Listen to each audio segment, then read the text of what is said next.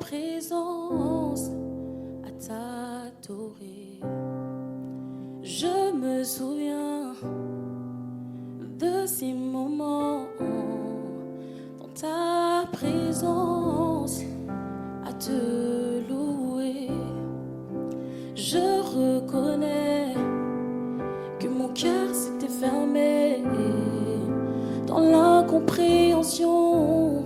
Je me suis éloignée, mais aujourd'hui je veux m'humilier, accepter ta volonté.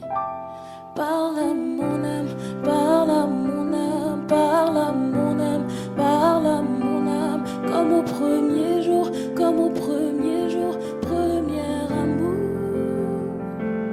Parle à mon âme, parle à mon âme, parle à mon âme, parle à mon âme, comme au premier jour, comme au premier jour, premier amour. Parle à mon âme, parle à mon âme, parle à mon âme, parle à mon âme, parle à mon âme, comme au premier jour, comme au premier jour, premier amour.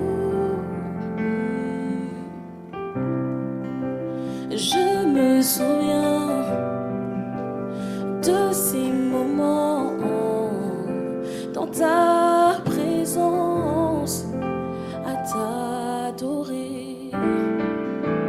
Je me souviens, oui, de ces moments dans ta présence à te louer.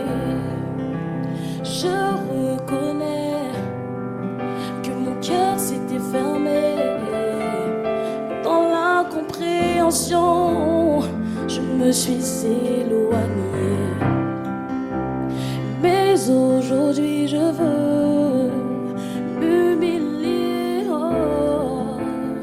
accepter ta volonté. Parle à mon âme, parle à mon âme, oh, parle à mon âme, comme au premier jour, comme au premier jour. Oui, parle à mon âme, parle à mon âme, parle à mon âme, oh, parle à mon âme, parle à mon âme, comme au premier jour, comme au premier jour. Oh oui, parle à mon âme, oh oui, parle à mon âme, oh oui, parle à mon âme, comme au premier jour, première. Oh, guéris mon âme, oh, guéris mon âme, guéris, oh, guéris mon âme, comme au premier jour, comme au premier jour, première. Oh oui, guéris mon âme, oh, guéris mon âme, oh, guéris mon âme, comme au premier jour, premier amour. Guéris mon âme, oh, guéris mon âme, guéris mon âme, oh, comme au premier jour, comme au premier jour, premier amour. Je me souviens de ces moments dans ta présence à t'adorer. Oh oui, je me souviens de ces moments dans ta présence à te louer. Je me souviens de ces moments dans ta présence à t'adorer. Oh oui, je me souviens, oh, de ces moments dans ta présence à te louer. Oh oui, je me souviens, oh, de ces moments dans ta présence à t'adorer. Oui, je me souviens, Seigneur, de ces moments dans ta présence, à t'adorer. Parle à mon âme, parle à mon âme. Oh oui, parle à mon âme, comme au premier jour. Oh oui, parle à mon âme. Oh oui, parle à mon âme. Oh oui, parle à mon âme, comme au premier jour, première.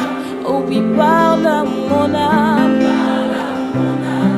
Oh, parle à mon âme, parle à mon âme, comme au premier jour, comme au premier jour.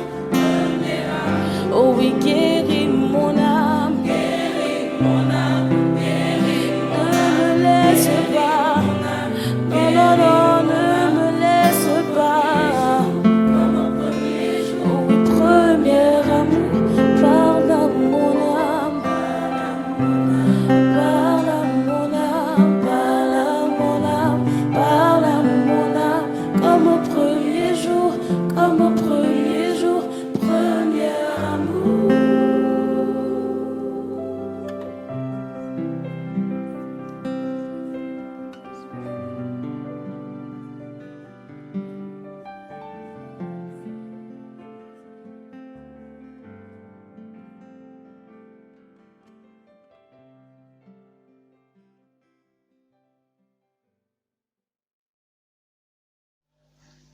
Bonjour, bonsoir à tous.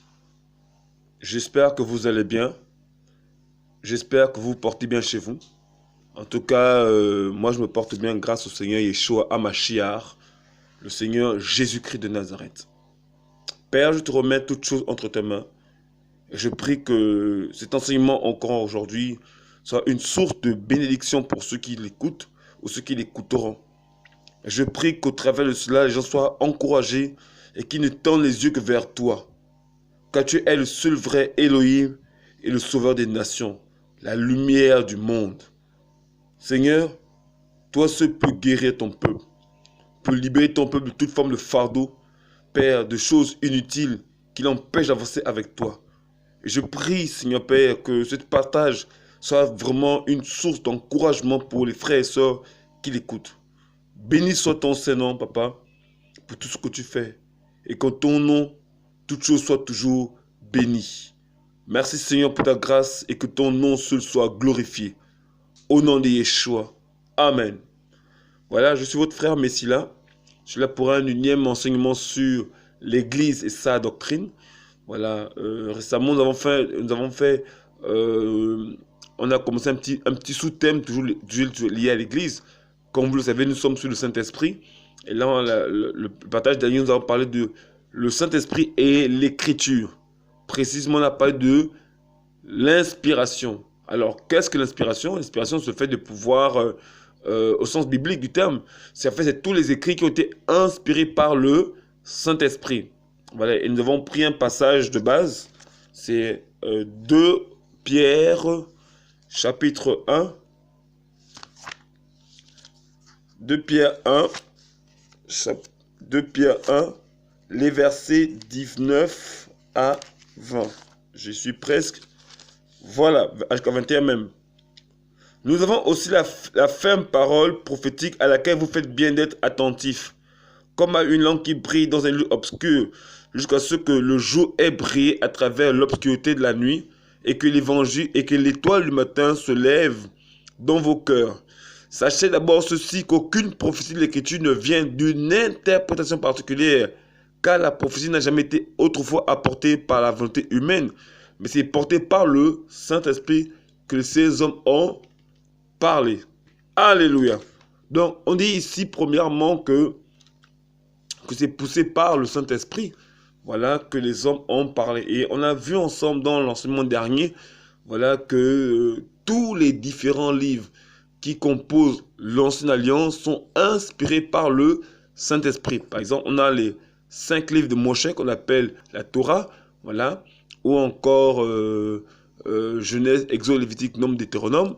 Ensuite, après, nous avons les livres des prophètes, voilà, qui ont été écrits depuis Josué jusqu'à Malachie.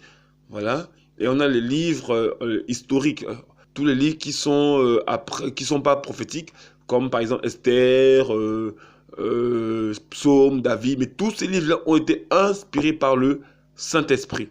Voilà. Et le Seigneur, voilà, on va prendre notre passage. Le Seigneur dit ici dans sa parole, dans Luc 24, verset 44. Luc 24, 44. Le Seigneur dit, j'y suis presque, verset 44, il leur dit, ce sont ici les paroles que je vous disais lorsque j'étais encore avec vous, qu'il fallait que fût accompli tout ce qui est écrit de moi dans la Torah de Moïse, dans les prophètes et dans les psaumes. Le Seigneur dit, il fallait que s'accomplisse tout ce qui est écrit de lui dans ces différents livres. Et on comprend que le Seigneur n'étant pas arrivé, mais c'est l'Esprit qui inspirait ces hommes à pouvoir, voilà, pour pouvoir mettre vraiment annoncer des événements à venir, parce qu'ils étaient animés de l'Esprit du Mashiach. Donc l'Esprit, voilà, les poussait à pouvoir mettre sous une plume, voilà, toutes les différentes actions, voilà. Et en écrivant, il décrivait par exemple l'œuvre sacrificée de Yeshua. Il décrivait par exemple comment le Seigneur devait travailler. Voilà. Eux-mêmes, ils ne savaient même pas ce qu'ils faisaient certainement. Parce qu'il y avait des cas qui voulaient sonder, voilà, pour comprendre ces choses. Mais on leur dit que ce n'était pas pour eux. Voilà, selon 1 Pierre 1,10. Voilà. Mais on comprend effectivement que c'était poussé par l'Esprit qu'ils écrivaient ces choses. Regardez, je prends un dernier passage, toujours dans le résumé de ce que nous disons.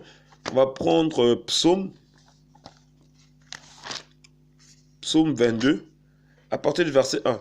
Au chef, psaume de David sur Aïelet Acharar. Mon El, pourquoi m'as-tu abandonné? T'éloignant de ma délivrance et de mes paroles et de mon réjouissement. Mon Elohim, je crie le jour, mais tu ne réponds pas. La nuit, je n'ai pas de repos. Pourtant, tu es le Saint, tu habites les louanges d'Israël. Vous voyez, mais David dit, mon El, pourquoi m'as-tu abandonné? Et cette même phrase a été reprise littéralement par le Seigneur Yeshua lorsqu'il était à la croix. Donc vous voyez effectivement que le Seigneur rend témoignage de ces écrits parce que lui-même les a vécus, accomplis sur la croix, le Golgotha. Vous voyez? Donc c'est vraiment pour dire que tous les écrits, voilà, de l'ancienne alliance, voilà, ils sont inspirés par le Saint-Esprit. Et nous disions aussi qu'il y en a 39 livres qui composent la Bible hébraïque, qu'on appelle encore, que d'autres appellent l'Ancien Testament, ou du moins s'il faudrait plutôt dire la nouvelle, l'Ancienne Alliance. Voilà. Donc, il est question un peu de tout ça qui ont été développés. Alléluia. Voilà. Alors, nous allons aujourd'hui parler d'un nouveau thème, toujours lié à l'esprit et l'écriture. Voilà. Nous allons parler aujourd'hui de la révélation. Bien évidemment, cela avait été aussi annoncé au dernier enseignement. Alors, qu'est-ce que la révélation? Alors déjà, pour commencer, nous allons définir le mot révélation. Moi, je pense qu'en définissant le mot, ça va nous conduire quelque part. Alors, nous allons prendre, pour commencer, nous allons prendre Galates,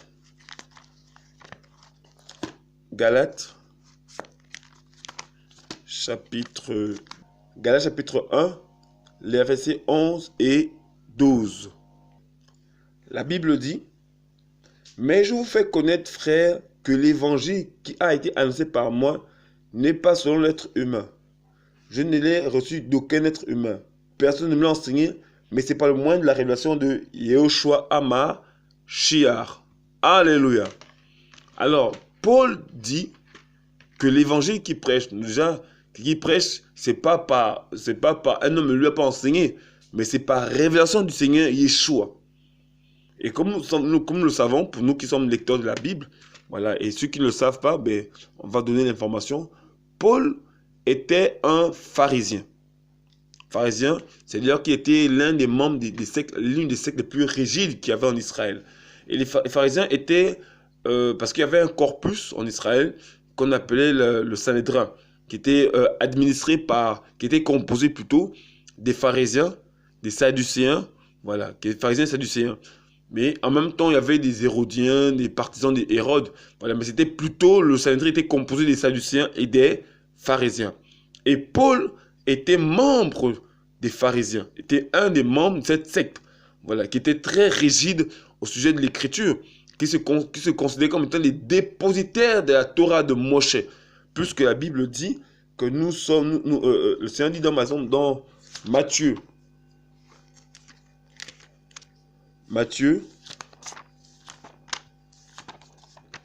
chapitre 23, à partir du verset 1.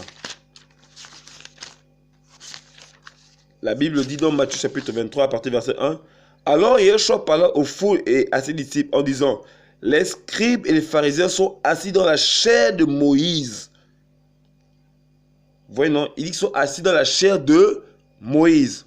On va prendre encore un autre passage. On va prendre Jean 9. Alors, on va prendre le verset 23.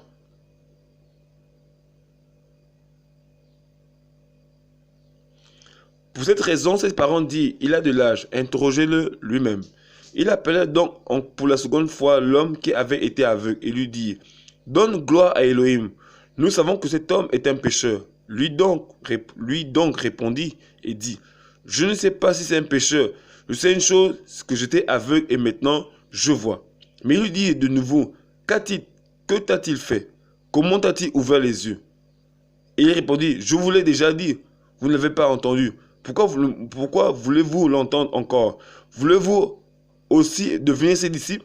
Il a juré et lui dit, toi tu es disciple de celui-là, nous sommes disciples de Moshe. Voyez, non? Donc ils disent que nous sommes disciples de Moshe. Donc on comprend bien que les pharisiens, en fait, ici se réclamaient comme étant des disciples de Moshe.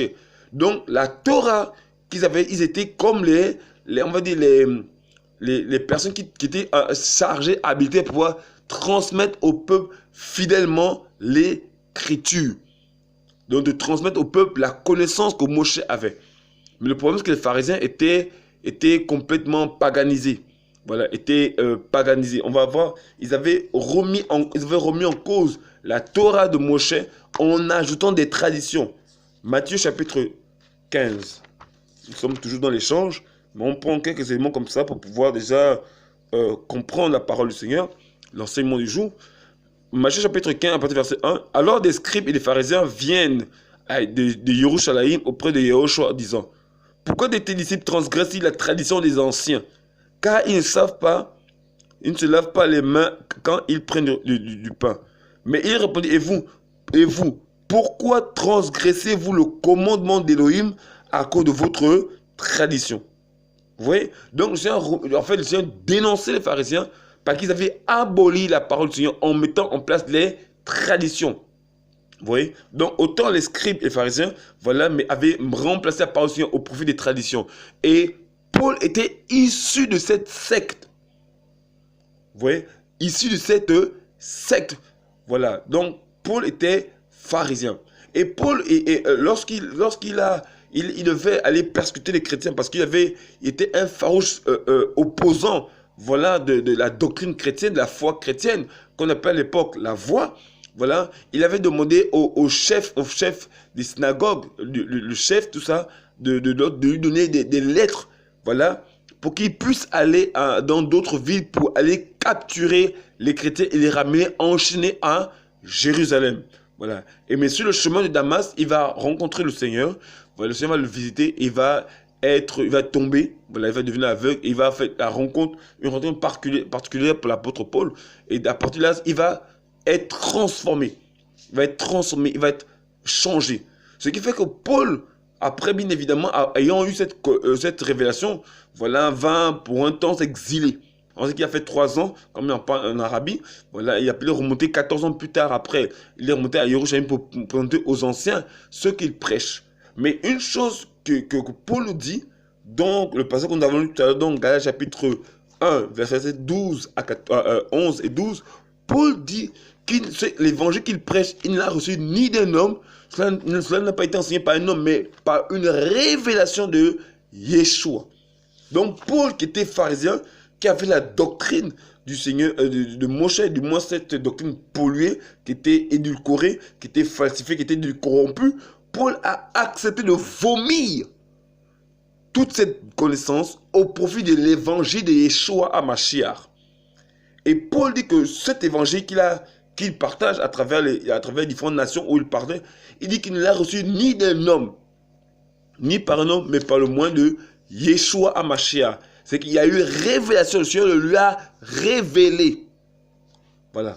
Maintenant, que signifie le mot révélé, révélation en grec? Le mot révélation en grec vient du mot apocalypsis, voilà, qui veut dire mettre à nu, révélation d'une vérité, instruction concernant les choses inconnues auparavant, usage d'événements par lesquels les choses ou de nature certaine, jusqu'ici cachées, invisibles, cachées, deviennent visibles à tous. Manifestation, apparence. Donc, le mot révélation, qui a donné plus tard le mot Apocalypse pour le dernier livre de la Bible, qui a été écrit par l'apôtre Yohanan ou bien Jean, voilà, se dit mettre à nu. Révélation d'une vérité, instruction. Donc, quand on dit mettre à nu, c'est une chose qui était cachée. Donc, vous voyez un peu. Donc, la Bible nous dit que Paul, le Seigneur lui a mis, en fait, lui a révélé, en fait, il a mis à nu ce qui était concernant l'évangile. Mais qu'est-ce que le Seigneur a mis à nu? Le Seigneur, bien évidemment, a mis à nu le Seigneur Yeshua à travers l'écriture. Regardez, on va prenons un passage. Prenons Colossiens. Colossiens. Paul dit qu'il a mis, lui a révélé l'évangile. Voilà, et il a reçu une révélation directement du Seigneur Yeshua, qui le lui a révélé. Et Paul explique que cela ne lui a pas été enseigné par un homme ni par des hommes, mais par Yeshua HaMashiach. Donc c'est lui-même lui a enseigné ce que c'est l'évangile. Voilà. Maintenant, donc, Colossiens chapitre 2. Ok. Colossiens chapitre 2. Nous allons prendre à partir du verset. Nous allons prendre à partir du verset 25. Verset 24 même. Je me réjouis maintenant dans mes souffrances pour vous, et j'accomplis dans ma chair ce qui manque aux tribulations du Mashiach, pour son corps, qui est l'assemblée. C'est dès que je suis devenu le serviteur, selon l'administration qu'Élohim m'a donnée auprès de vous, afin que j'exécute pleinement la parole d'Élohim, le mystère caché depuis les âges et depuis les générations, mais qui est maintenant manifesté à ses saints, à qui Elohim a voulu faire connaître quelle est la richesse de la gloire de ce mystère parmi les nations, qui est Mashiach en vous, l'espérance de la gloire. Donc, Paul dit que le Seigneur, que cette évangile qu'il prêche, en fait, lui a été révélé. Et cette révélation, en fait, c'était de remettre en lumière qui? Yeshua. Rappelez-vous que, comme on le disait dans l'enseignement précédent, les apôtres prêchaient, ils n'avaient pas la nouvelle alliance. Ils n'avaient pas Matthieu, Jean-Jacques, 1 Corinthiens, 2 Corinthiens, non. Ils avaient la Torah. Et c'est sur la Torah qu'ils enseignaient. Mais c'est à travers la Torah, ayant reçu le Saint-Esprit, que l'Esprit les éclairait sur la parole du Seigneur. Alléluia. Vous voyez un peu, frères et sœurs? Donc c'est à partir de la Torah qui mettait en lumière ce qui était caché. Voilà. Et qu'est-ce qui était caché? La Bible, je reprends le verset 25. C'est dès que je suis devenu serviteur selon l'administration que lui m'a donné auprès de vous, afin que j'exécute pleinement la parole d'Élohim, le mystère caché depuis les âges, depuis les générations, mais qui maintenant manifesté à ses saints, à qui Elohim a voulu faire connaître quelle est la richesse de la gloire de ce mystère parmi les nations, qui est Mashiach en vous, l'espérance de la gloire. Ça veut dire que les générations avant l'époque de la grâce ne savaient pas qui était Yeshua. Ils avaient des types, ils avaient des modèles, mais ils ne savaient pas qui était Yeshua, au point même que les saints de l'ancienne alliance sondaient les Écritures. Regardez, on va prendre 1 Pierre 1:10. La Bible déclare, cherchant pour quel temps et quelles circonstances indiquait l'esprit du Mashiach qui était en eux et qui affirmait d'avance les souffrances du Mashiach et les gloires dont elles seraient suivies. On va même prendre depuis le verset, on va même reprendre depuis le verset 10. Voilà, c'était verset 11 plutôt, verset 10. C'est au sujet de ce salut que les prophètes qui ont prophétisé concernant la grâce qui est en vous, ont investigué et recherché, cherchant pour quel temps et quelles circonstances indiquait l'esprit du Mashiach qui était en eux et qui affirmait d'avance les souffrances du Mashiach et les gloires dont elles seraient suivies. Il leur fut révélé que ce n'était pas pour eux-mêmes, mais pour nous qui administraient ces choses qui maintenant vous ont été annoncées par le moyen de ceux qui vous ont prêché l'évangile par le Saint-Esprit, envoyé du ciel, dans lequel les anges désirent regarder avec la tête penchée en avant. Donc, vous voyez que les saints de l'ancienne alliance ont voulu sonder. Mais de quoi est-il question? Ils lisaient des choses, ils voyaient des types, des images. Ils voulaient comprendre, ils priaient, certainement ils jeûnaient. Mais de quoi est-il question? Et le Saint-Esprit leur dit, ce n'est pas pour vous. Alléluia. Vous voyez un peu, frères et sœurs? Il dit, ce n'est pas pour vous. Et Paul dit que ce mystère était caché de tous les âges. Donc, il fait que, si on parle depuis l'époque du patriarche, Abraham, il ne sait pas quoi était question. Vous voyez? Regardez. Jean 8. Jean chapitre 8, à partir du verset 53. Non, verset 52. Les Juifs lui dirent donc, maintenant, nous savons que tu es un démon. Abraham est mort, et les prophètes aussi, Et tu dis, si quelqu'un garde la parole, il ne goûtera pas la mort à jamais. Es-tu plus grand que notre père Abraham qui est mort? Les prophètes aussi sont morts. Qui te fais-tu toi-même? Et Joshua répondit, si je me glorifie moi-même, ma gloire n'est rien. C'est mon Père qui me glorifie, lui que vous dites être votre Elohim. Et vous ne le connaissez pas, mais moi je le connais. Et si je disais que je ne le connais pas, je serais semblable à vous, un menteur. Mais je le connais et je garde sa parole. Abraham, votre père, a exulté de ce qu'il verrait mon jour. Il a vu et s'est réjoui. Les Juifs lui disent donc, tu n'as pas encore 50 ans et tu as vu Abraham. Vous voyez, la Bible dit qu'Abraham a vu le jour du Seigneur. Il s'est exulté, il était content de voir le Mashiach. Cependant, ce n'était pas clair sur l'esprit. Il ne savait pas de qui était question. Il savait seulement que c'était des choses qui étaient annoncées d'avance. Alléluia. Vous voyez un peu, frère? Donc, il ne comprenait pas, en fait, il ne savait pas précisément qui était ce personnage. Mais il voyait, il y avait des types de modèles. Il savait qu'il y avait quelque chose d'extraordinaire qu'il devait avoir, lui, dans les temps prochains. Voilà. Mais il ne savait pas de manière précise de qui était question. On dit qu'ils ont, les prophètes, rappelez-vous qu'on l'a lu on l'avait vu dans l'enseignement que Abraham était prophète. Donc Abraham sondait ces choses. On dit que ces choses n'étaient pas, leur avait été dit, c'était pas pour vous, mais pour nous. Voilà, prenons Éphésiens.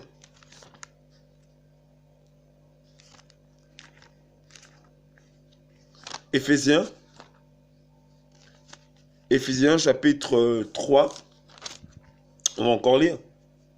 C'est verset 1. C'est pour cela que moi, Paulos, le prisonnier de Mashiach Yehoshua, pour vous les nations, si toutefois vous avez appris quelle est l'administration de la grâce d'Élohim qui m'a été donnée pour vous. C'est par révélation qui m'a été fait connaître ce mystère. Ainsi, ce que je l'ai écrit ci-dessus en peu de mots.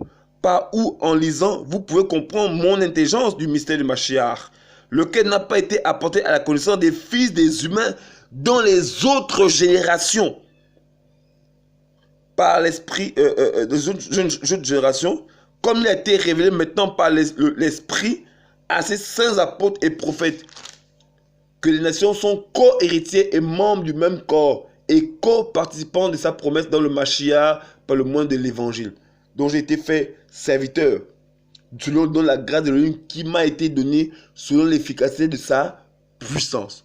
Vous voyez un peu, frères et sœurs, la Bible dit ici que Paul dit que ce mystère, le Seigneur lui a donné de pouvoir mettre cela en évidence. Mais ça a été cassé aux hommes des autres générations. Vous voyez un peu, frères et sœurs? Donc, les hommes d'avant l'époque de la grâce ne savaient pas, ils étaient ignorants par rapport à ce mystère. Tout le monde sondait. C'est quoi ce mystère? De qui est-il question? Seigneur, dis-moi, de qui est-il question? Mais le Seigneur leur dit non, ce n'est pas pour vous. C'est pour les gens qui viendront après vous. Vous voyez un peu? Donc, et ce mystère, comme vous l'avez bien compris, ce mystère est Yeshua HaMashiach. Regardez, on va prendre un passage. Jean. Prenons Jean. Yohanan, chapitre 1. Yohanan, chapitre 1. Ok, nous allons prendre. On va prendre à partir du verset 40. Andreas, le frère de Shimon Pétros, était l'un d'eux qui avait entendu que Yohanan avait dit et qu'il avait suivi. Celui-ci trouve le premier Shimon, son frère, et lui dit: nous avons trouvé le Mashiach. Ce qui est interprété est loin. Il le conduit vers Yehoshua. Yehoshua l'ayant regardé dit: tu es Shimon, fils de Yona, tu seras appelé le Képhas. Ce qui est interprété Pétros. Le lendemain, Yehoshua voulut aller en Galilée. Il trouva Philippos. Il lui dit: suis-moi. Philippos de Bethsaïda, la ville d'Andréas et de Pétros. Philippos trouva Nathanaël et lui dit: celui au sujet duquel ont écrit Moshe dans la Torah et les prophètes, nous l'avons trouvé. C'est Yehoshua de Nazareth, le fils de Yosef. La Bible dit ici Philippos dit que nous avons trouvé celui dont parle la Torah de Moshe et les prophètes. Et cet homme-là, c'est Yehoshua le Nazareth. Vous voyez un peu, frères et sœurs? Donc, il commence à mettre en lumière que le mystère caché de tous les temps, c'est Yeshua HaMashiach. Donc, ça veut dire que les gens avant l'époque de la grâce, ils lisaient la Torah, voilà, mais ils voyaient des mystères. Ils ne comprenaient pas, ils voulaient sonder. Et l'Esprit leur dit: non, non, non, non, non, c'est pas pour vous. C'est pour ceux qui viendront après vous. Vous voyez un peu, ils ont sondé. Peut-être ils jeûnaient, peut-être ils suppliaient, ils soupiraient pour connaître ces choses. Vous voyez, c'est juste une parenthèse que j'ouvre. Vous voyez que les saints de l'Ancienne Alliance étaient des hommes qui étaient investis dans la recherche. Et c'est dommage de voir aujourd'hui cette génération qui n'aime plus les recherches. Voilà, parce que les gens aiment, la vie, c'est pas le mic drive. On veut tout et tout de suite. Non, on peut aussi aller à la recherche, fouiller sur Internet, prier, jeûner pour comprendre la parole du Seigneur. Voilà, et on invite les frères et sœurs à pouvoir lire eux-mêmes, premièrement, leur Bible et de compléter leur connaissance en fouillant sur dans différents ouvrages, le net, pour davantage enrichir leur connaissance. La Bible déclare que les Juifs de Bérée avaient des sentiments plus nobles de ceux de Thessalonique. Ils examinaient les Écritures pour voir si ce qu'on disait était exact. Donc, ils éprouvaient tout enseignement. Donc, frère, pour pouvoir éprouver, déjà, à la base, il faut connaître la parole du Seigneur. Et en plus, là, il faut ajouter d'autres connaissances qui va pour toi te permettre de pouvoir aller encore plus loin dans les recherches et dans l'enseignement, dans la connaissance du Seigneur. Voilà. Mais aujourd'hui, les gens sont devenus passifs, sont devenus lents. Voilà. Et c'est dommage. Voilà. Mais c'est vraiment mon encouragement pour vous, voilà, de pouvoir s'investir, de se donner à fond, voilà, dans les recherches pour creuser davantage, pour connaître le Seigneur encore à travers les recherches qui sont liées à l'écriture. Voilà. Vous n'aurez aucune connaissance au Seigneur en dehors de la parole du Seigneur qui est la Bible. Alléluia. Voilà, je fais une parenthèse. Donc, vous voyez que ici, Philippos plutôt, trouve Nathanaël et lui dit: celui au sujet duquel ont écrit Moshe dans la Torah et les prophètes, nous l'avons trouvé. C'est Yehoshua de Nazareth, ou Jésus-Christ de Nazareth. Alléluia. Voici ces hommes qui ont pu, en fait, ils se sont rendus compte que mais tout ce dont Moshe dit ici, mais c'est le Seigneur. Vous voyez un peu, ils se sont rendus compte effectivement que c'était le Seigneur. Et voilà, et c'est ce que Paul dit. Ce mystère caché, le Seigneur lui a donné la capacité, l'onction pour mettre en lumière ces choses. Alléluia. Il a mis en lumière ces réalités qui étaient si cachées, dont les hommes des temps anciens ne pouvaient pas comprendre. Regardons, prenons acte.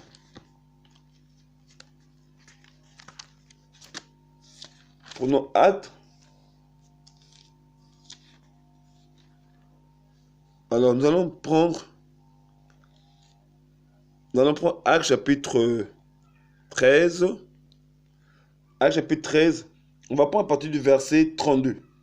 Et nous vous annonçons la bonne nouvelle concernant la promesse faite au Père, qu'Élohim l'a accomplie envers nous, leurs enfants, en ressuscitant des morts, plutôt ressuscitant Yehoshua, comme aussi il est écrit dans le 2e psaume, tu es mon fils, je t'ai engendré aujourd'hui.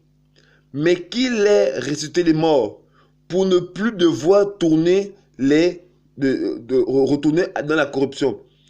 Je reprends verset 34. Mais qu'il ait ressuscité les morts, pour ne plus devoir retourner dans la corruption. Il a parlé ainsi. Je vous donnerai les choses saintes de David, qui sont fidèles. C'est pourquoi il dit aussi dans un autre endroit, tu ne permettras pas que ton saint voie la corruption. Car David, après avoir en effet servi en sa génération, au dessein de lui, est mort. Argent nos pères, il a vu la corruption. Mais celui qu'Élohim a ressuscité n'a pas vu la corruption. Mais qu'il vous soit donc connu, hommes, frères, que c'est pas son moyen que le pardon des péchés vous est annoncé et que quiconque croit est justifié par lui de toutes les choses dont vous n'avez pas pu être justifié par la Torah de Moshe. Ici, David dit ici, en fait, ici David donne une parole. Il dit, tu ne permettras pas que ton sein voie la corruption. Mais Paul comprend, en fait, quand il parle, c'est prophétiquement qu'il parle. Parce que il explique que David, bien qu'il en dit, mais que David est mort. Mais en fait, il parlait de Yeshua et la résurrection. Alléluia. Alléluia. Oh frères et sœurs, la parole c'est magnifique. Voilà, vous allez voir, on va même prendre encore, on va expliquer ce passage-là. On va prendre Psaume chapitre 16, verset 10. Psaume 16, on va revenir dans l'ancienne alliance. Psaume 16, verset 10. Alors, la Bible dit dans Psaume chapitre 16, verset 10, on va prendre une partie du verset 9. Voilà, on peut même regarder le même verset 1. Verset 1, la Bible dit, Mikam de David, garde-moi. Elle, quand je cherche en toi mon refuge. Donc, on pense que ce psaume est attribué à David. C'est David qui l'a écrit. Maintenant, le verset 9. C'est pourquoi mon cœur se réjouit, mon esprit se réjouit et mon corps repose en sécurité. Car tu n'abandonneras pas mon âme au Sheol. Tu ne permettras pas que mon fidèle voie la corruption. Tu me feras connaître le chemin de la vie. Il y a rassasiement de joie dans ta face et des délices éternelles à ta droite. Et Paul dit dans Acte 13, mais David est mort. Le roi David est mort. Mais en fait, ici, David prophétisait la résurrection. Mais qui est ressuscité? Mais bien évidemment, c'est Yeshua HaMashiach. C'est ceux qui est ressuscité, qui est revenu avec un nouveau corps et qui vit éternellement. Vous voyez un peu, frères et sœurs? Donc, ici, on comprend. Donc, on voit que quand Paul lisait maintenant l'Écriture, l'Esprit lui ouvrait les yeux, suit la parole et comprit l'Écriture. Et comprit qu'en fait que toutes les choses qu'il ne comprenait pas, comme peut-être lui aussi il sondait, l'Esprit lui ouvre maintenant les yeux qu'en fait, la personne dont il est question ici là, c'est Yeshua HaMashiach. Parce que c'est ceux qui est ressuscité d'entre les morts. Alléluia. Et oui, effectivement, ça explique. Parce que avant que Paul ne rencontre le Seigneur, il y avait un voile sur ses yeux. Regardons. Prenons acte. Actes chapitre 9. Actes chapitre 9. Nous allons prendre le verset 17. Et Hanania s'en alla et entra dans la maison. Ayant posé les mains sur lui, il lui dit, Shaoul, frère, le Seigneur Yahushua qui t'est apparu sur le chemin par lequel tu verrais m'a envoyé, afin que tu recouvres la vue et que tu sois rempli du Saint-Esprit. Et immédiatement, il tomba de ses yeux comme des écailles, et à l'instant, il recouvra la vue. Et il se leva et fut baptisé. Donc, effectivement, comme des écailles qui étaient sur ses yeux. Voilà, parce que quand il a rencontré le Seigneur sur le chemin de Damas, le Seigneur l'a rendu aveugle. La lumière du Seigneur était tellement forte qu'il a perdu la vue. Voilà. Mais en même temps aussi, quand Hanania lui impose les mains, il reçoit non seulement la délivrance, c'est-à-dire qu'il est guéri, il retrouve la vue, mais en même temps, sa vue spirituelle est renouvelée. Vous voyez un peu, c'est que son esprit est ouvert, il comprend mieux les choses de l'esprit. Pourquoi? Parce que quand on lit plus bas, on va lire plus bas, toujours dans le même chapitre, verset 20. Et immédiatement il prêcha dans la synagogue le Mashiach, que celui-ci est le fils d'Élohim.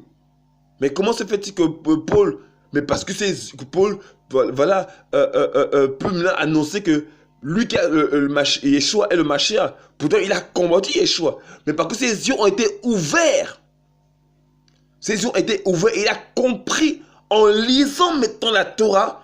Mais c'est évident. C'est évident que celui dont il est question, le mystère caché de tous les temps, c'est Yeshua HaMashiach. Et Paul le comprenait et Paul le prêchait. Voilà pourquoi j'étais même été un peu stupéfait. Je me dis, mais attends, celui-ci, il y a quelque temps, il dénonçait, il condamnait la foi que lui-même prêche. Mais parce que ses yeux ont été ouverts, parce que c'est par le Saint-Esprit qu'il comprit la parole du Seigneur. Alléluia. Amen. Vous voyez un peu, frère, ça? C'est par le Saint-Esprit que Paulus a compris l'Écriture. Parce que le Saint-Esprit a mettre la lumière dans nos cœurs. Et c'est lui qui doit nous comprendre ces choses. C'est spirituellement qu'on en juge. Vous voyez que donc, le Saint-Esprit apporte une lumière, parce que le Saint-Esprit est la lumière. Donc quand il vient en nous, il apporte la lumière et tout ce qui est obscur, ténébreux, sont chassés de nos corps. Et on comprend les choses différemment. Vous voyez un peu, frères et sœurs? Donc Paul ayant reçu le Saint-Esprit, l'Esprit maintenant lui donne comprendre les choses qu'il ne comprenait pas avant. Alléluia.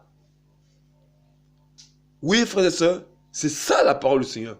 C'est que ce que Paul ne comprenait pas avant, mais aujourd'hui il le comprend parce qu'il avait reçu le Saint-Esprit.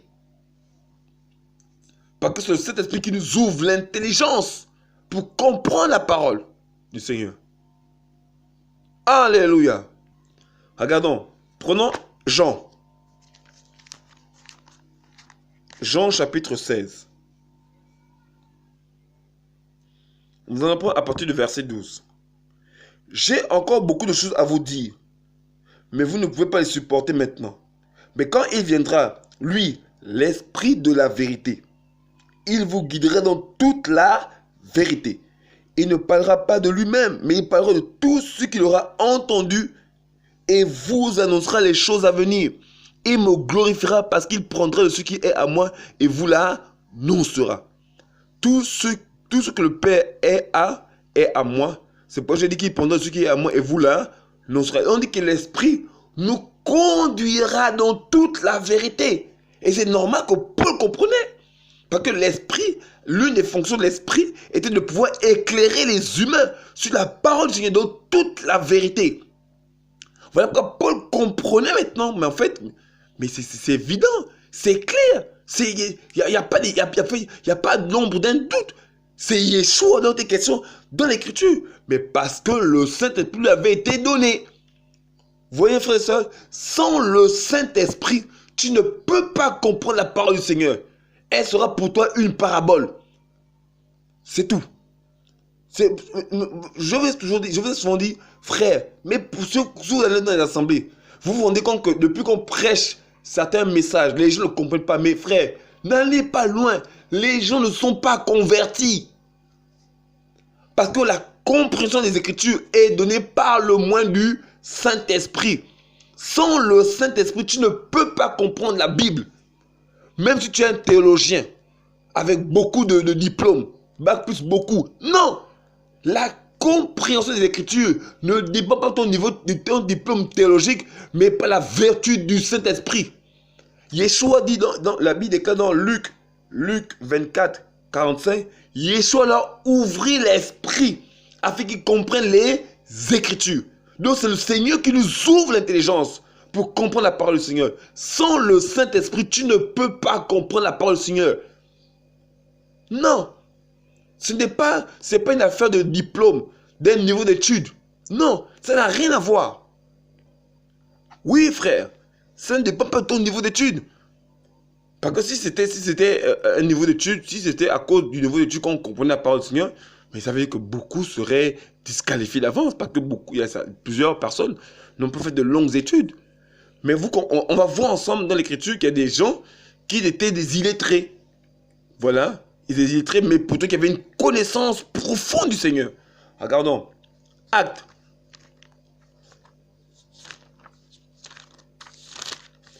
Actes chapitre 4.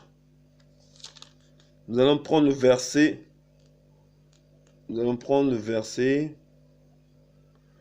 Verset 13. Actes chapitre 4, verset 13. Mais, voyant l'assurance de Pétros et de Yohanan, ayant compris que c'était des hommes illettrés et ignorants, ils étaient dans l'étonnement et ils les reconnaissaient pour avoir été avec Yehoshua. Vous voyez un peu, la Bible dit il dit ici qu'ils étaient des illettrés et des ignorants. D'autres versions disent même qu'ils étaient sans instruction.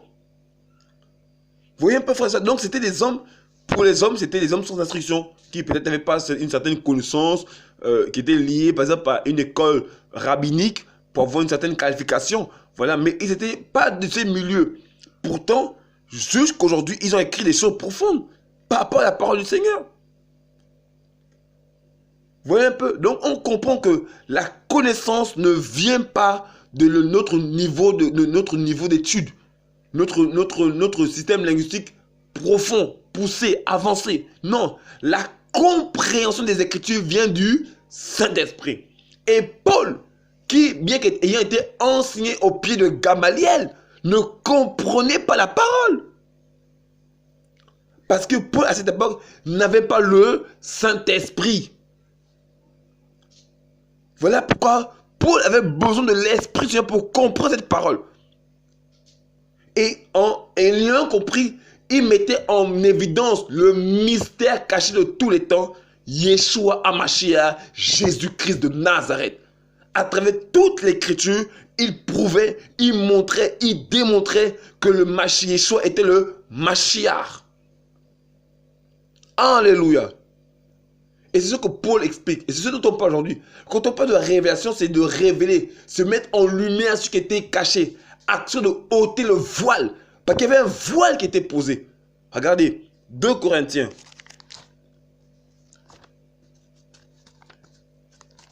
2 Corinthiens, chapitre 3. On va prendre verset 10.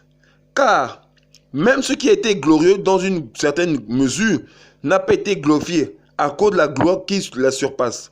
Car ce qui disparaît est passé par la gloire. Combien plus sera dans la gloire ce qui demeure? Ayant donc une telle espérance, nous usons d'une grande liberté dans les paroles. Et non comme Moshe qui mettait un voile sur sa face, afin que les fils d'Israël ne fixent pas les yeux sur la fin de ce qui disparaît. Mais leurs pensées ont été endurcies. Jusqu'à ce jour, le même voile demeure sans être couvert dans la lecture de l'Ancienne Alliance, parce que c'est Mashiach qui disparaît. Mais jusqu'à ce jour, quand on lit Moshe, un voile se couche sur leurs yeux. Mais quand il se convertit au Seigneur, le voile est ôté. Vous voyez un peu, frères et sœurs, Paul revient ici, il explique en fait que Quand on lit l'Ancienne Alliance, ici, ça ne veut pas dire que quand tu lis l'Ancienne Alliance, tu es voilé. En fait, il parle de ceux qui étaient rattachés aux pratiques judaïques. Tout ce qui était lié au judaïsme sans Yeshua.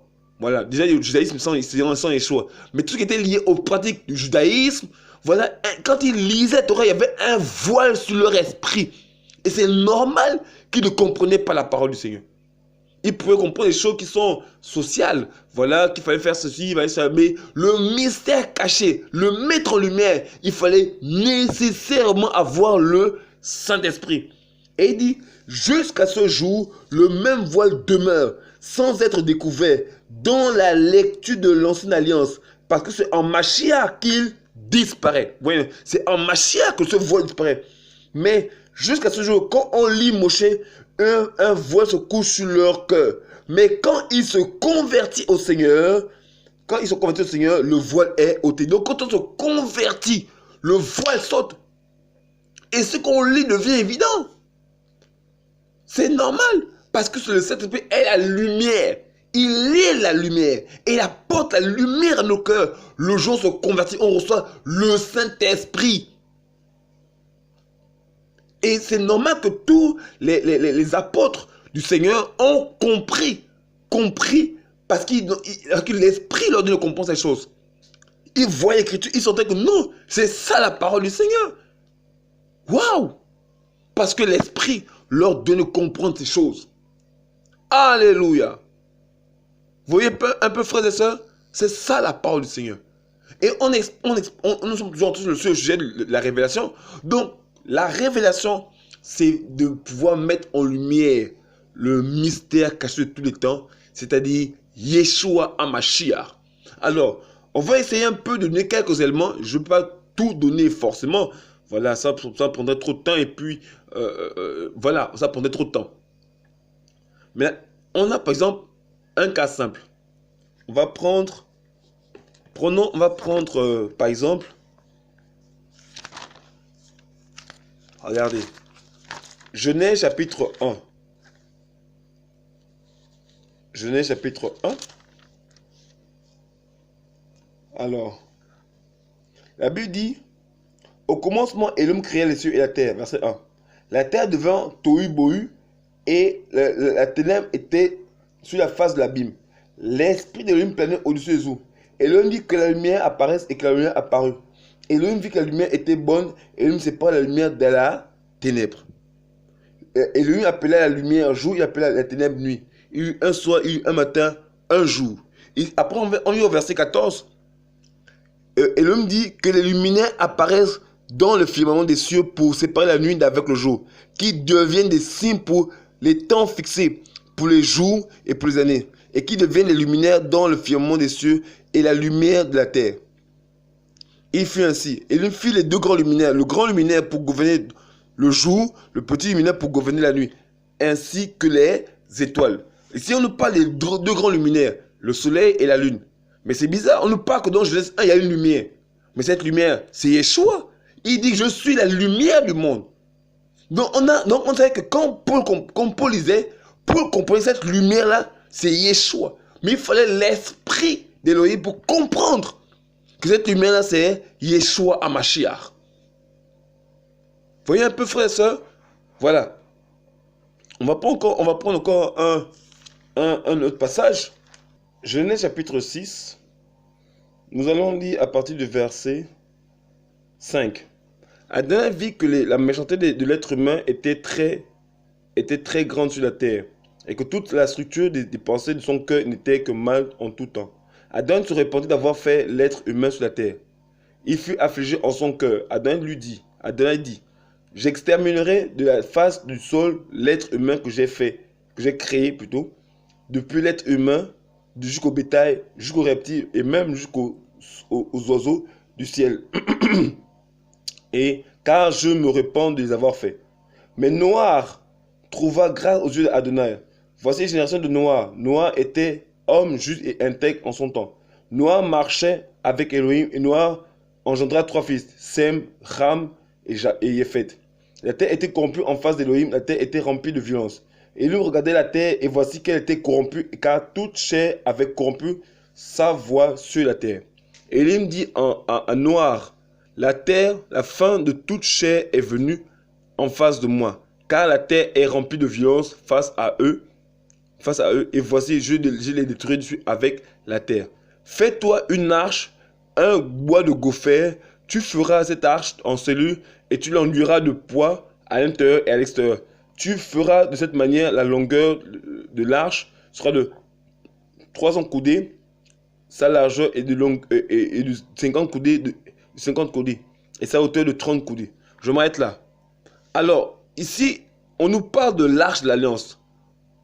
L'arche était un grand bateau, voilà, qui avait été construit par Noah, voilà, dans lequel devaient être mis à l'abri les hommes qui avaient été en fait, Noah et sa famille, qui avaient été agréables au Seigneur, et après tous les animaux que le Seigneur voulait préserver du jugement qui devait s'abattre sur la terre.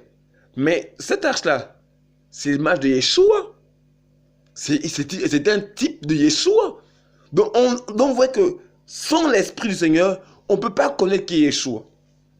Par exemple, le grand prêtre qui devait, qui entrait pour faire le service, c'était une image de Yeshua. Les sacrifices d'animaux, selon Lévitique 1, 2, 3, 4, 5, 6, 7, c'est une image de Yeshua. L'agneau qui était sacrifié, voilà, qu'il y avait deux agneaux qui étaient sacrifiés. Entre les deux soirs et l'autre le matin. Ces deux agneaux, c'était une image de Yeshua. La Bible déclare qu'il est l'agneau d'Élohim qui ôte le péché du monde. Ça, sur l'enseignement sur l'agneau d'Élohim, vous pouvez le retrouver, on en a parlé. Donc, vous voyez qu'il y avait plusieurs typologies de Yeshua dans l'ancienne alliance. Mais sans le Saint-Esprit, on ne peut pas comprendre ces choses. Vous voyez un peu, frères et sœurs, sans l'Esprit du Seigneur, tu ne peux pas les comprendre. Ce sera simplement pour toi une lecture de la littérature, mais tu n'iras pas plus loin. Mais quand tu as l'Esprit du Seigneur, Yeshua HaMashiach, voilà, tu vas mieux comprendre ce passage. Parce qu'il apportera à ton cœur, à ton esprit, la lumière pour que tu comprennes en fait le mystère caché de tous les temps. Et ça, les saints de l'ancienne alliance l'avaient compris. Voilà qu'ils sondaient, ils priaient, ils jeûnaient certainement pour savoir mais de quoi est-il question. Il leur fut dit non, c'est pas pour vous. Par exemple, l'ange de Yahweh ou l'ange de l'Éternel, c'était un type de Yeshua. Ben oui, vous allez voir que quand Yeshua est arrivé, on ne parle plus de l'ange de l'Éternel. Hein. L'ange de l'Éternel a pris fin avec la venue de Yeshua. Parce que c'était lui l'ange de l'Éternel. L'ange de l'Éternel, l'ange de Yahweh, voilà. L'ange du Seigneur. C'était lui. C'était lui le modèle, regardez. Prenons Genèse 22. Nous allons prendre, regardez, verset 15. L'ange de Adonai appela des cieux Abraham pour la seconde fois. Et il dit, je jure par moi-même, déclaration de Adonai, parce que tu as fait cela et que tu n'as pas refusé ton fils, ton unique, je te bénirai en effet. Je multiplierai la postérité comme l'étoile du ciel et comme le sable qui est sur le bord de la mer. Ta postérité prendra possession de la porte de ses ennemis. Toutes les nations de la terre seront bénies en ta postérité, parce que tu as obéi à ma voix. Donc, vous voyez qu'on dit que l'ange de Adonai dit ici, l'ange de Adonai appela des cieux Abraham pour la seconde fois et dit, je le jure par moi-même. Mais comment un ange peut jurer par lui-même? Mais pour que cet ange-là n'est que Elohim, n'est que Yeshua. On va le prouver. Prenons Hébreux chapitre 6. Hébreux chapitre 6, le verset 13, à partir du verset 13. Lorsque Elohim fit la promesse à Abraham, nous pouvons jurer par un plus grand que lui. Il jura par lui-même en disant oui, vraiment, en bénissant, je te bénirai et en multipliant, je te multiplierai. Mais la Bible dit que c'était l'ange, on dit que c'était un ange. Mais celui qui a écrit ce livre, parce que l'auteur est anonyme, avait compris que l'ange de Adonai, c'est Elohim. Mais qui est Elohim? C'est Yeshua HaMashiach. Ça, c'est sans conteste, ça, il n'y a même pas besoin de le prouver. On l'a prouvé à plusieurs reprises quand on parlait de Yeshua étant le fils d'Elohim et Elohim, tout ça. Voilà, je vous invite à regarder les autres enseignements. Donc, nous comprenons qu'en fait que toutes ces choses étaient cachées voilés dans l'ancienne alliance. Et c'est aujourd'hui par le Saint-Esprit que ces hommes-là ont compris. Voilà pourquoi Paul était prêt à mourir, parce qu'il savait que maintenant, la parole qu'il avait reçue, voilà, était vraiment la parole du Seigneur. C'était la parole de Yeshua. Vous voyez un peu, frères et sœurs? Donc, vous voyez que la compréhension des Écritures ne dépend pas de ton diplôme théologique, de ton niveau d'études, mais ça dépend du Saint-Esprit. C'est l'Esprit du Seigneur qui nous comprend la parole du Seigneur. Alléluia. Voilà, frères et sœurs. Donc, vous voyez, quand on parle de la révélation, c'est le mettre en lumière le mystère qui était caché de tous les âges. On dit tous les âges parce qu'en fait, il y a 8 âges. Voilà. Il y en a 8. Il y a l'âge de l'innocence. Quand Adam et Ève étaient dans le jardin d'Éden, ils étaient sans connaissance. Ensuite, on a l'âge du péché. Donc, lorsque Adam et Hawa ont péché, ils ont pris connaissance du... On va dire l'âge de la conscience plutôt. Il y a l'âge de l'innocence. Adam et Hawa sont dans le jardin. Ils n'ont aucune connaissance du péché. Après, on a l'âge de la conscience. Voilà. Ensuite, on a l'âge de la justice, du gouvernement humain. C'est-à-dire que les hommes ont commencé à avoir la notion de justice. Ensuite, après, on a l'âge de la foi avec Abraham. Voilà. Ensuite, on a l'âge de la Torah avec Moshe. On a l'âge de l'église ou de la grâce avec Yeshua et l'église. Après, on a l'âge du millénium. On a l'âge du millénium, ça fait 7. Voilà. Après, on a l'âge l'âge du royaume. Il y en a 8 au total. Vous voyez un peu? Donc, vous savez que avant la grâce, donc les 5 autres âges, voilà, et en fait, quand on dit les autres âges, on fait déjà ces différents âges, tous les hommes qui appartenaient à cet âge-là n'ont pas compris, ne comprenaient pas de qui était question quand ils lisaient la Torah. C'était voilé à leur esprit. Alléluia. Regardez, prenons même un autre passage dans Daniel. Non, prenons plutôt Daniel chapitre 7, verset 9. Je regardais jusqu'à ce que les trônes soient placés, et l'ancien des jours s'assit. Son vêtement était blanc comme la neige, et les cheveux de sa tête étaient comme de la laine pure. Son trône était de flammes de feu, et ses roues en un feu ardent. Un fleuve de feu coulait et sortait devant sa face. 1000 milliers le servaient, et les myriades de myriades se tenaient debout en face de lui. Le jugement se tint et les livres furent ouverts. Je regardais alors à cause du son des grandes choses qu'il disait la corne. Pendant que je regardais, la bête fut tuée et son corps fut détruit et elle est livrée pour être brûlée au feu. Vous voyez, la Bible dit nous pas de l'ancien des jours. Comment était-il? La Bible dit, on dit son vêtement était blanc comme de la neige et ses cheveux de sa tête étaient comme de la laine pure. Mais qui a dit cette description? Apocalypse, chapitre 1, verset 12. Je m'entendais pour voir la voix qui parlait. Bon, la voix qui parlait. Et m'étant retourné, je vis 7 chandeliers d'or. Et au milieu de 7 chandeliers d'or, quelqu'un de semblable au Fils d'humain, vêtu d'un vêtement qui descend jusqu'aux pieds et ceint sur la poitrine d'une ceinture d'or.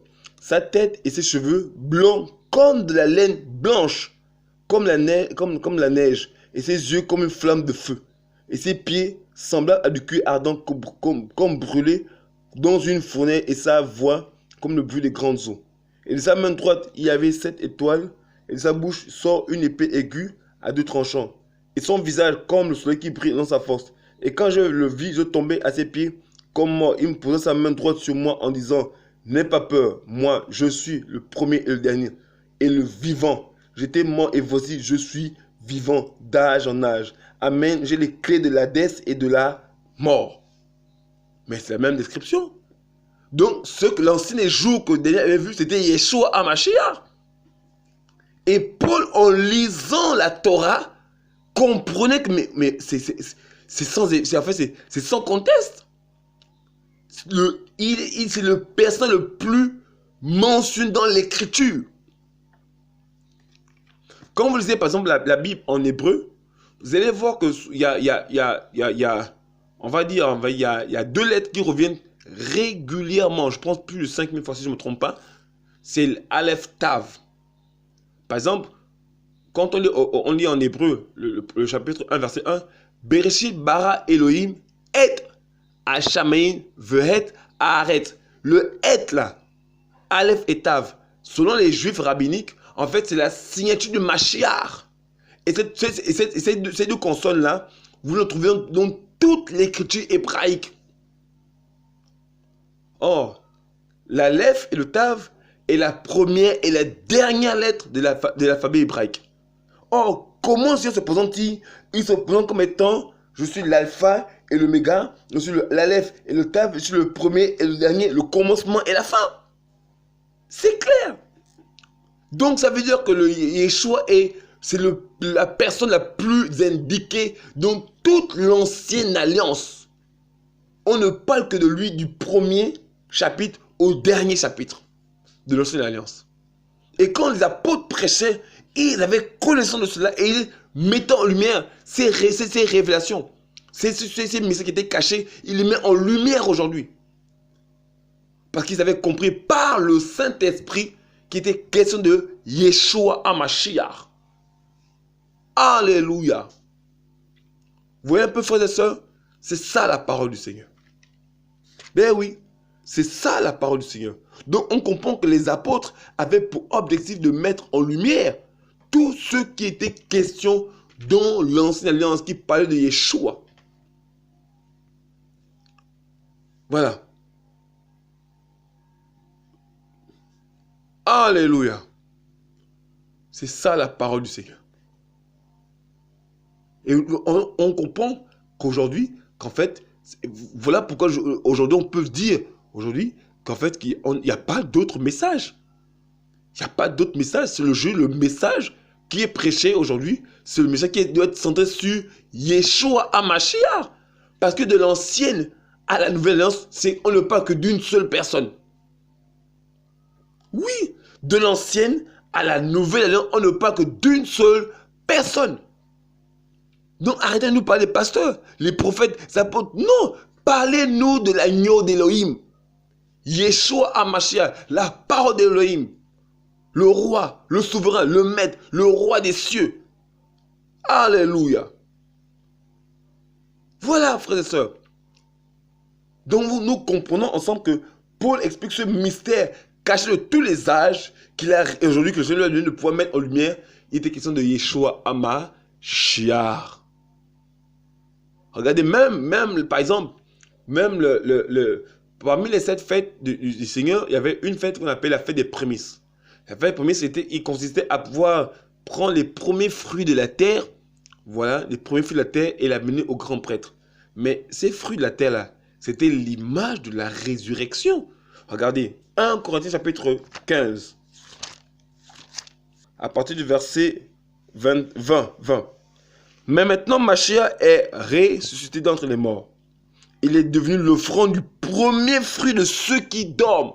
Le premier fruit de ceux qui dorment. Or, dans l'ancienne alliance, on offrait aux grands prêtres les premiers fruits les premiers fruits de la terre. Vous voyez un peu? Le premier ceux qui dorment, verset 21. Car puisque la mort est venue à travers un être humain, c'est aussi à travers un être humain qu'est venue la résurrection des morts. Car comme tous meurent en Adam, de même aussi tous seront vivifiés en Mashiach. Mais chacun en son propre rang. L'offrande du premier fruit, le Mashiach, ensuite ceux du Mashiach en sa parousie. Donc on nous explique même que ici, que l'offrande du premier fruit, c'était Yeshua. Or, donc quand les prêtres le faisaient dans l'ancienne alliance, en fait, ils ne savaient même pas qu'en fait, ils rendaient témoignage de l'œuvre de la résurrection du Seigneur. Donc, ce qu'ils faisaient étaient des actions prophétiques qui témoigneraient plus tard de l'action du Seigneur. Sa résurrection. Alléluia. Effectivement, et Yeshua est ressuscité. Voilà pourquoi Yeshua lui-même le dit. Lui-même, il le dit. Dans Luc 24, je reprends Luc 24. Luc 24, 44 à 45. Mais il leur dit, ce sont ici les paroles que je vous disais lorsque j'étais encore avec vous. Donc, de son vivant, il disait aux apôtres qu'il fallait que je meure et que je ressuscite. Voilà, en lisant les évangiles, on peut retrouver toutes ces choses. Ensuite, il dit qu'il fallait que fût accompli tout ce qui est écrit de moi dans la Torah de Moshe, dans les prophètes et dans les psaumes. Alors, il leur ouvrit la pensée afin qu'ils comprennent les Écritures. Donc, on voit qu'il rend témoignage de tout ce qui était fait dans la Torah de Moshe, donc dans Genèse, Exode, Lévitique, Norme, Deutéronome, voilà, était un témoignage de Yeshua. Et dans tous les prophètes, regardez, il y a encore un passage qui est encore venu à mon esprit. La Bible nous dit que dans 1 Corinthiens chapitre 10, merci Seigneur.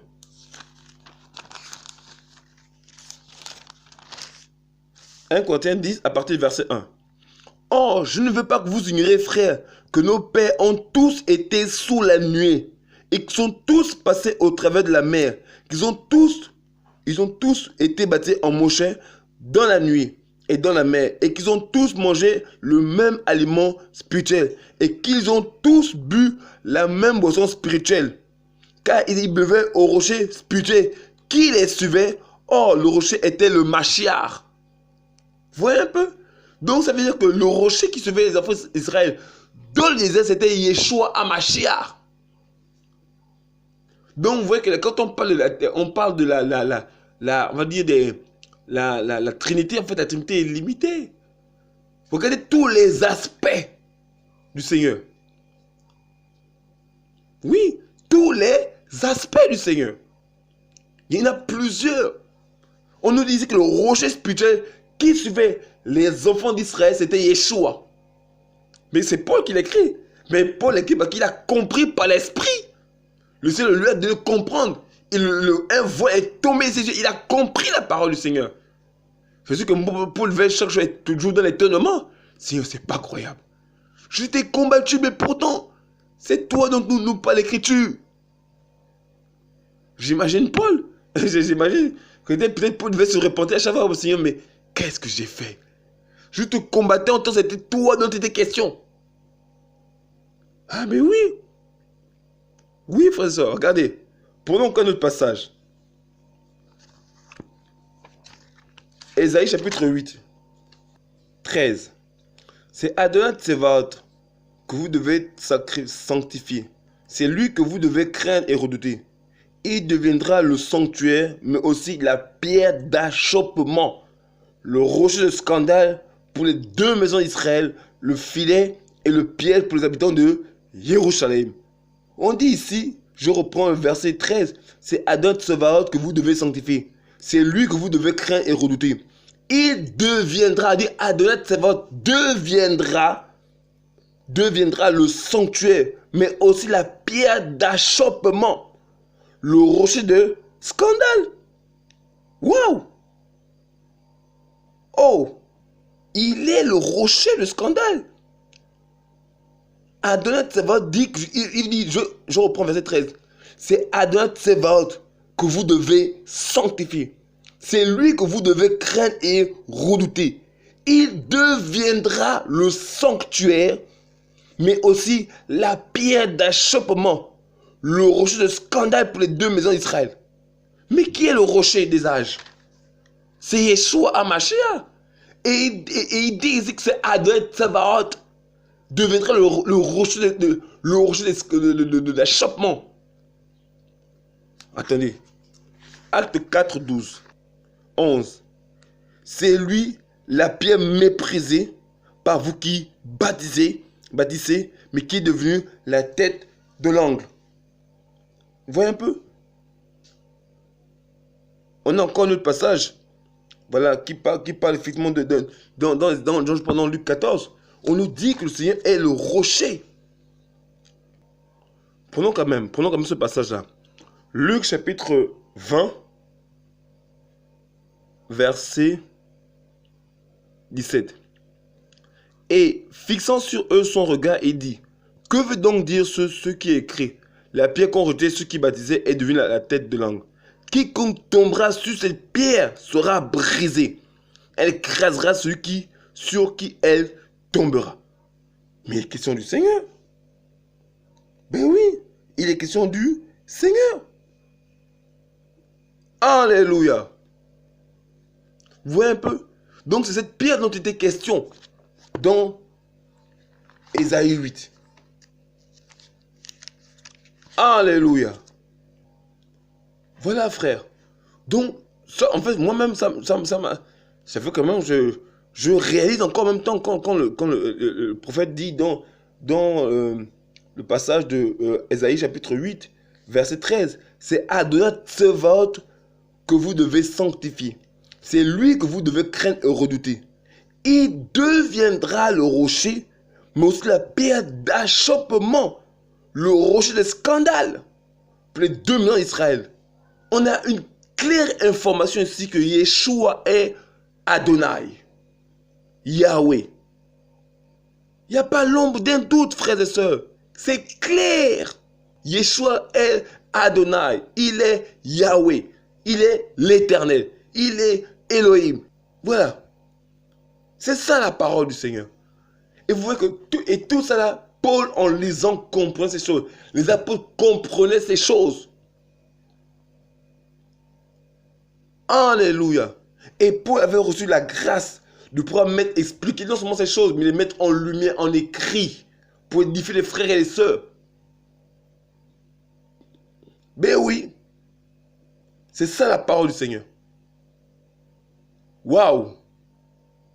Et aujourd'hui, les apôtres sont morts. Les apôtres sont partis. Il n'y a plus un qui est resté.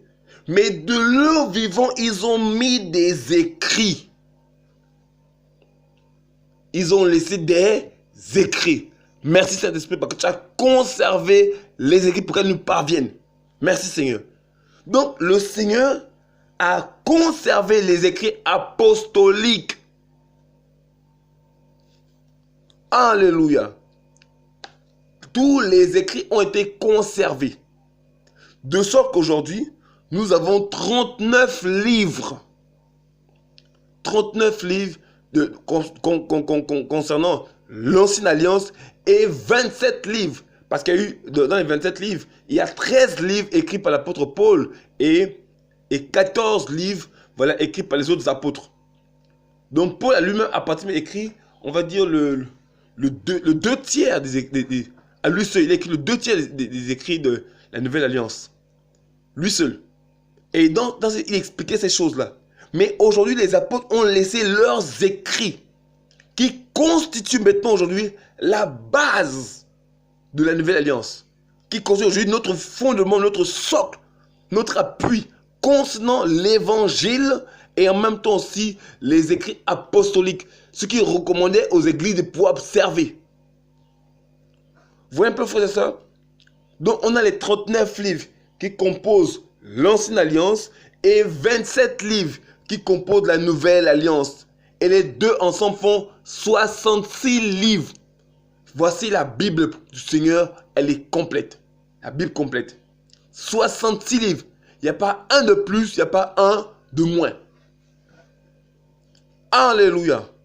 Donc vous voyez un peu, frères et sœurs, voici les différents livres qui constituent la Nouvelle Alliance. Voilà. Ce sont ces différents livres aujourd'hui qu'on peut consulter, qui constituent la base de notre foi chrétienne. Tous les écrits apostoliques de Matthieu jusqu'à l'Apocalypse. Alléluia. Donc quand on parle de révélation, c'est de mettre en lumière ce qui était caché. Et comme les apôtres sont morts, aujourd'hui la révélation est devenue un livre. C'est l'ensemble d'un livre.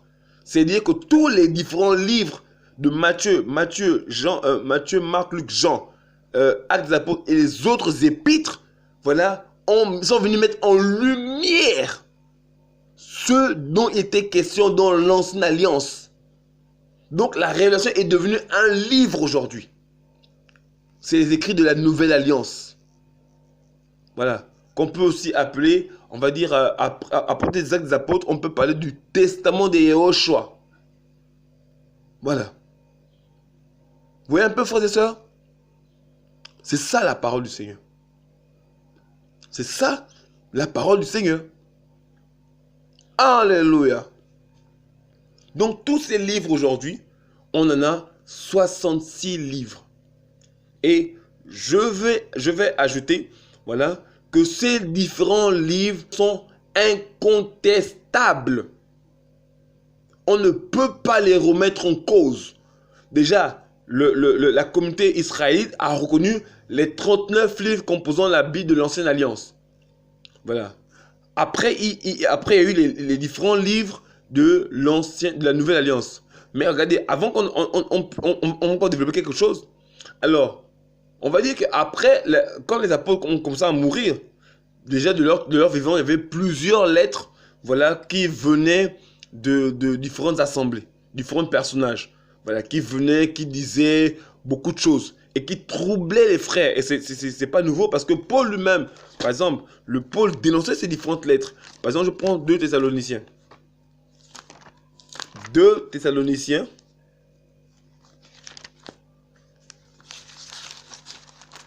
2 Thessaloniciens, chapitre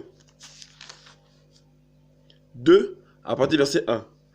Paul dit, « Mais nous vous supplions, frères, au sujet de la parole de notre Seigneur Yahushua Mashiach et notre rassemblement auprès de lui, de ne pas être rapidement agité dans votre pensée, ni troublé par un esprit, par une parole ou par une lettre, comme si c'était par nous, comme quoi le jour du Mashiach était imminent. » Donc Paul parle de lettres. Donc il y avait des gens qui, du temps des apôtres, envoyaient des lettres et qui troublaient les frères et les sœurs. Vous voyez un peu, frères et sœurs? Il y avait des lettres qui troublaient les frères. Et Paul vient en fait dénoncer cette lettre. Voilà, il vient remettre en cause cette lettre. Parce qu'il ne se reconnaissait pas dans cette lettre. Et plus tard après, Paul va faire cette lettre pour corriger tout ça là. Mais dans la suite des temps, les apôtres ont commencé à mourir. Et des gens comme par exemple Clément d'Alexandrie a écrit une autre épître aux Corinthiens. Je pense qu'il a même écrit 2 Corinthiens. Il y a Clément d'Alexandrie, en fait plusieurs ont écrit des lettres. Soit disant, ils ont marché avec les apôtres, donc ils se donnent le droit de pouvoir écrire des lettres aux églises. Irénée de Lyon, plusieurs personnages, voilà, ont écrit des lettres. On dit même l'épître de Barnabas. Et comme, je pense au 2e siècle, il y avait tellement de lettres qui circulaient dans les églises, et ça troublait les frères et les sœurs. Et à cette époque-là, certains pères de l'église se sont assis pour dire, mais il y a trop de lettres, mais qu'est-ce qu'on va retenir? Qu'est-ce qui nous confirme que telle lettre viennent des apôtres et telle est crédible, telle n'est pas crédible? Plus que nous n'étions pas là.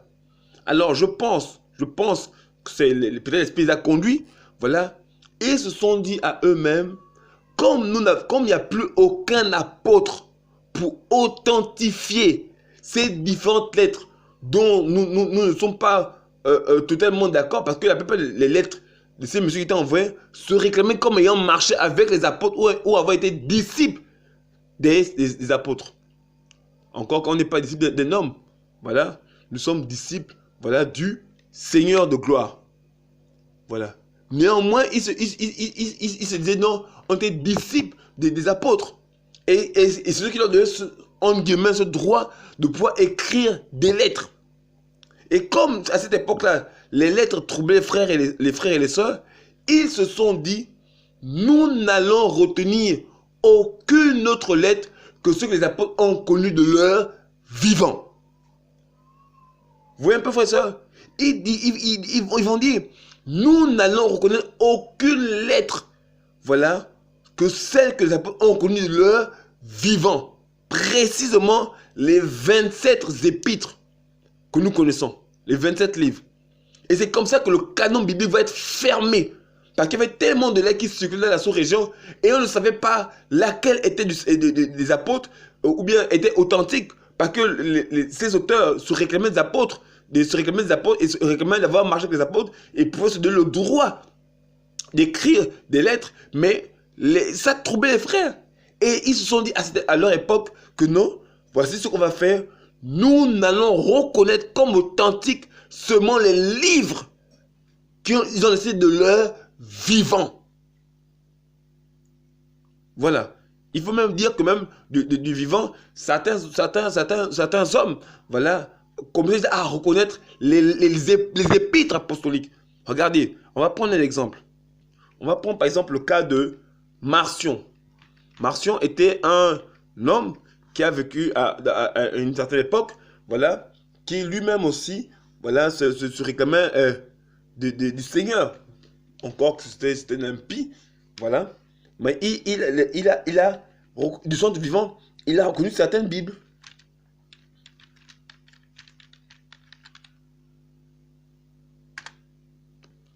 Je vais prendre un écrit, voilà, de Marcion. Marcion était un impie, voilà, mais comme il y avait des contestations, et de son temps, il y a des livres qu'il reconnaissait. Par exemple, je vais lire un peu, vous pouvez mettre Marcion sur on va dire le moteur de recherche Wikipédia. Il dit, pour sa part, Marcion rejette donc radicalement la Bible judaïque et ne retient que l'évangile selon Luc, les 10 épîtres de Paul, Galates, 1 Corinthiens, 2 Corinthiens, Romains, 1 et 2 Thessaloniciens, Éphésiens, Colossiens, Philippiens, Philémon, qu'il est plus de tout ce qui considère comme élément ou interpellation judaïsant, non sans se référer abondamment aux écrits judaïques aux anciens pour les dénoncer. Donc, vous voyez que Marcion, qui était un impie, parce qu'effectivement, plusieurs livres étaient contestés à cette époque-là, et plusieurs reconnaissaient que certains livres étaient d'ordre apostolique, étaient des apôtres. Par exemple, Marcion, comme on l'a dit tout à l'heure, il reconnaissait, par exemple, l'évangile l'évangile de Luc et 10 épîtres de Paul, voilà. Et puis plus tard après, il y a eu d'autres corps qui ont confirmé. Et ce qui fait que c'est cette combinaison que on va dire les pères de l'église, voilà, pères de l'église paganisée, voilà, ont décidé de retenir que les 27 livres qui composent aujourd'hui la nouvelle alliance. Et c'est comme ça qu'on est arrivé à retenir que les livres que nous avons aujourd'hui. Beaucoup de gens doutaient un peu sur le livre aux Hébreux, mais finalement il a été intégré à la nouvelle alliance. Donc ce qui fait qu'aujourd'hui, frères et sœurs, quand on parle de la Bible, il n'y a pas un livre de plus, il n'y a pas un livre de moins. Comme avec l'enseignement précédent, je vais vous citer, voilà, même si je sais que c'est comme une redite, mais je vais vous citer tous les livres qui composent la nouvelle alliance. Il n'y a pas un de plus, il n'y a pas un de moins. Nous avons Matthieu, Marc, Luc, Jean, Actes des apôtres, Jacques, Galates, 1 Thessaloniciens, 2 Thessaloniciens, 1 Corinthiens, 2 Corinthiens, Romains, Éphésiens, Philippiens, Colossiens, Philémon, 1 Timothée, Titos, 1 Pierre, 2 Timothée, Jude, Hébreux, 1 Jean, 2 Jean, 3 Jean et Apocalypse. Voici les 27 livres qui composent la nouvelle alliance. Voilà. Donc, à cet instant, on ne peut pas ajouter un autre livre à ce canon biblique. Le canon biblique est clos, c'est fermé. Pas un livre de plus, un livre de moins. Vous devez avoir dans vos Bibles 66 livres seulement. S'il y a un de plus, le supplémentaire, là, il faut le rejeter systématiquement. Comme nous l'avons dit dans le dernier enseignement, que ce sont des messages démoniaques qui sont à l'intérieur. Il n'y a que 66 livres. Voilà. Et ces livres, en fait, elles sont d'inspiration divine. Voilà. Parce que la Bible déclare que c'est poussé par le Saint-Esprit que les saints hommes ont en parlé. Mais l'Esprit n'a pas parlé que dans l'Ancienne Alliance. Il a aussi parlé dans la Nouvelle Alliance. Voilà. Et dans la Nouvelle Alliance, il conduit les frères et sœurs à rédiger des épîtres. Par exemple, l'apôtre Paul dit dans 1 Timothée 4.1, l'Esprit dit expressément que dans les derniers temps, certains sont en train d'écrire, ou bien il y avait une prophétie, et il dit, l'Esprit dit expressément que dans les derniers temps, quelques-uns abandonneront la foi pour s'attacher à des esprits séducteurs et à des doctrines de démons. Mes frères, qu'est-ce qu'on voit aujourd'hui? Mais c'est ce qu'on voit aujourd'hui. Donc on comprend que Paul a écrit sous l'inspiration de l'Esprit. Alléluia. Donc Paul écrit sous l'inspiration de l'Esprit. Merveilleux Saint-Esprit. C'était pas par lui-même, mais l'Esprit le poussait, le motivait à écrire, par exemple, tel épître. Et ce qu'il disait, se sont accomplis dans le temps. Regardez, On va prendre un exemple de parole que Paul a annoncé, qui s'est accompli dans le temps. 2 Timothée.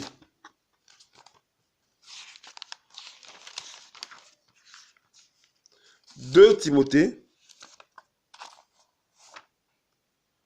2 Timothée, chapitre 3, à partir du verset 1. Sache aussi ceci, que dans les derniers jours surviendront des temps difficiles à supporter, car les gens seront amoureux de eux-mêmes. Qu'est-ce qu'on voit aujourd'hui? Mais à cause du selfie, les gens qui sont amoureux de eux-mêmes, hein? Ils se filment à la douche, à la cuisine, dehors, partout. Ils sont comme amoureux de eux-mêmes. Amoureux de eux-mêmes. Voilà. Ici, en même temps, après on dit amoureux de eux-mêmes, aimant l'argent. Regardez l'amour que les gens ont pour l'argent. Ils sont même prêts à tuer les membres de leur propre famille à cause de l'argent. Amoureux de l'argent. Voilà. Fanfarons, orgueux, blasphémateurs, rebelles à leurs parents. Regardez la jeunesse aujourd'hui. Des rebelles à leurs parents.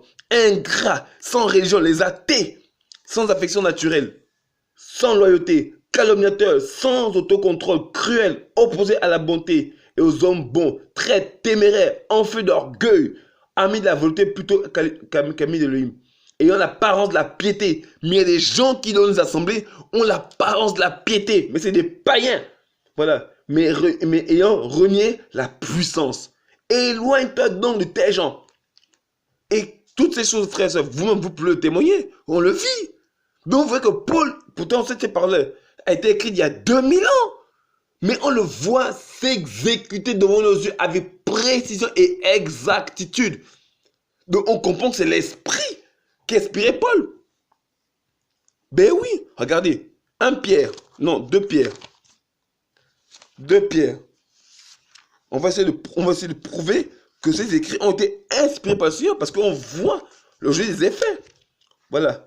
Déjà 2 Pierre 2. 2 Pierre 2, verset 1. Mais il y a eu aussi de faux prophètes parmi le peuple, comme il y a aussi parmi vous de faux docteurs qui introduiront secrètement des sectes de perdition, mais reniant le Seigneur qui les a achetés et amenant sur eux-mêmes une perdition soudaine. Beaucoup suivront leur perdition et à cause de la voix de la vérité sera blasphémée. Et par cupidité, ils trafiqueront de vous au moins de paroles trompeuses, eux dont le jugement depuis longtemps n'est pas inactif et dont la destruction ne sommeille pas. Frère, mais qu'est-ce qu'on va faire aujourd'hui? Les sectes dans les églises. Mais oui. Le maïkari, la franc-maçonnerie, la sorcellerie. Voilà. Il y a tellement de sectes. Vous-même, vous pouvez le voir. Si vous êtes sur YouTube, vous allez voir plusieurs sectaires avec des gourous à la tête. Oui. On prend par exemple 2 Pierre 3. 2 Pierre 3, à partir du verset 3. Sachant avant tout ceci, que dans les derniers jours, des moqueurs viendront se connaître selon leurs propres désirs et disant, où est la promesse de la parousie? Car depuis que les pères sont morts, toute chose reste permanente comme depuis longtemps, depuis le commencement de la création. Car ils oublient volontairement que les cieux existaient autrefois par la parole d'Élohim, ainsi qu'une terre tirée de l'eau et qui subsistait au moyen de l'eau, et que, par ces mêmes causes, le monde alors fut détruit, étant submergé par les eaux. Mais les cieux et la terre d'à présent sont gardés par la même parole, étant réservés pour le feu au jour du jugement et la décision des humains impies. Donc, la Bible parle des moqueurs. Mais aujourd'hui, quand je veux être chrétien, c'est un sujet de moquerie. On dit tu es même en retard avec ton temps. Vous voyez un peu? Et vous voyez que toutes ces paroles sont écrites, inspirées par l'esprit. Ça, ce n'est que quelques passages que j'ai pris qui témoignent de la véracité de la parole du Seigneur, de l'inspiration céleste de ces écrits. Donc, ces apôtres écrivaient sous l'inspiration de l'esprit. Voilà pourquoi je disais dans le dernier enseignement qu'on ne peut plus rien ajouter à la parole du Seigneur.